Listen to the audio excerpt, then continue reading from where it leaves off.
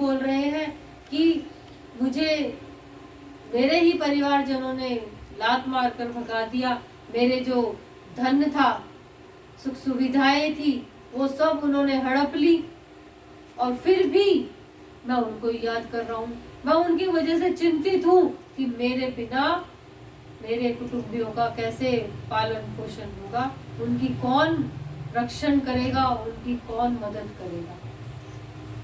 तो सूरत और समाधि दोनों अपनी अपनी चिंताओं को लेकर आपस में वार्ता करने लगे कि अब हम कहाँ जाए जो हमारे मार्ग को प्रशस्त कर सके, हमें दिशा दे सके कि अब हम क्या करें, अपनी इस चिंता को कैसे दूर करें कि जिनसे हमने धोखा खाया हम उनको ही याद कर करके रो रहे हैं, उनके मन, हमारे मन से उनकी चिंता ही नहीं निकल पा रही, जबकि उनसे हमें धोखा मिल गया।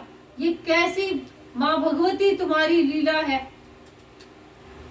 कहीं ना कहीं हमारा हाल भी तो वही है, जिनसे हमें धोखा मिलता है पग पग पर हम उनके ही बारे में ज्यादा सोचते हैं और कुछ नहीं। ये हमारे मन का ही एक रोग है।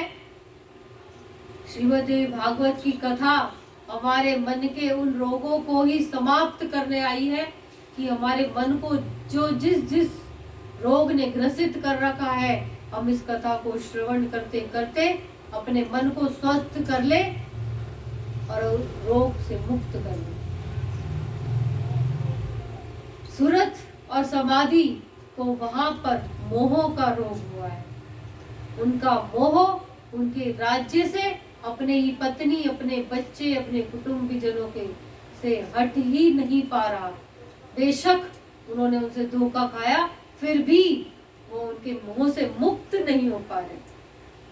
तो वे दोनों, उन दोनों ने योजना बनाई कि अब हम आश्रम की ओर चलते हैं, गुरु जी की तरफ चलते हैं, क्योंकि सद्गुरु ही वह मार्ग है जो हमें दिशा दिखा सकते हैं, हमारे जीवन को सफल बना सकते हैं, हमें इस रोग से मुक्ति दिला सकते हैं। तब वो दोनों